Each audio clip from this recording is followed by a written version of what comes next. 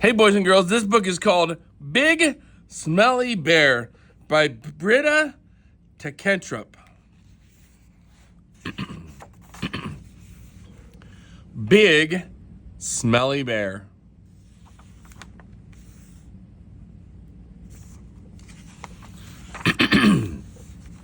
Big Smelly Bear by Britta Teckentrup.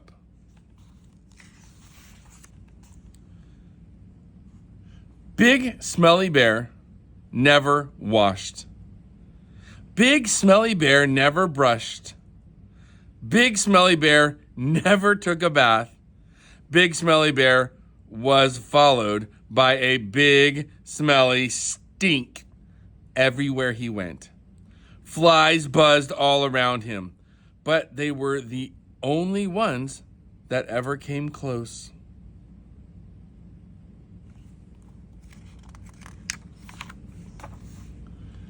When the animals in the forest got a whiff of Big Smelly Bear, they ran away as quickly as they could.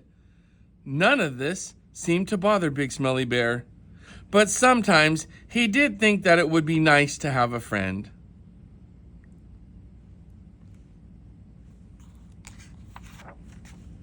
Then one morning, everything changed. Big Smelly Bear woke up with the most terrible itch. He tried to scratch his back with his paw, but he couldn't reach. He tried rolling on the ground in the dirt, but that didn't stop the itching either. Big Smelly Bear was itchier and dustier than ever.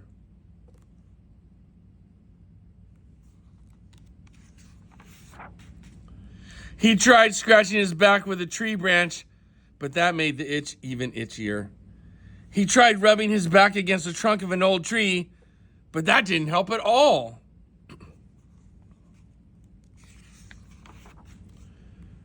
"I would scratch your back for you," said a voice from above, "but you're much too smelly."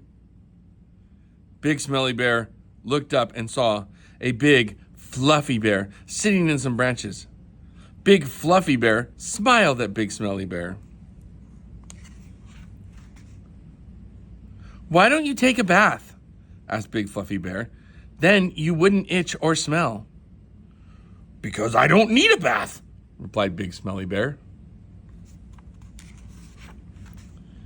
"Yes, you do," said Big Fluffy Bear. "No, I don't," said Big Smelly Bear. "Yes, you do," growled Big Fluffy Bear. "No, I do not," growled Big Smelly Bear back. "Yes, you do," cried Big Fluffy Bear. "No, I do not," shouted Big Smelly Bear.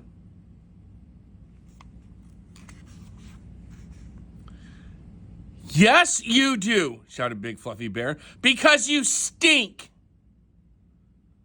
Both bears sat quietly for a minute. Then Big Smelly Bear sighed a big sigh. "Oh, all right," he said, and he stomped off grumpily down the hill to the pond.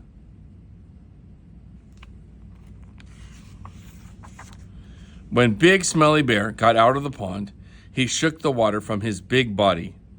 Big Fluffy Bear jumped down from the tree and sniffed. "There," she said. "That's much better. Now you smell all clean." And she scratched his back for him.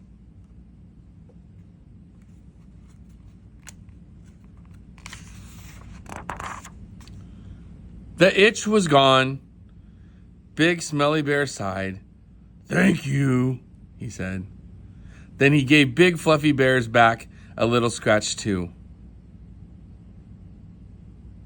"I'm not going to take any more baths," said Big Smelly Bear. Big Fluffy Bear smiled, and the two big bears had a little bear hug.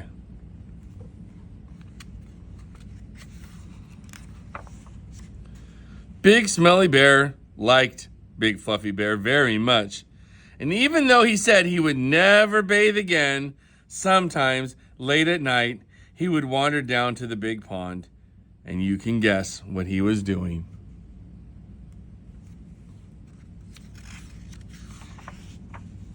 Aw.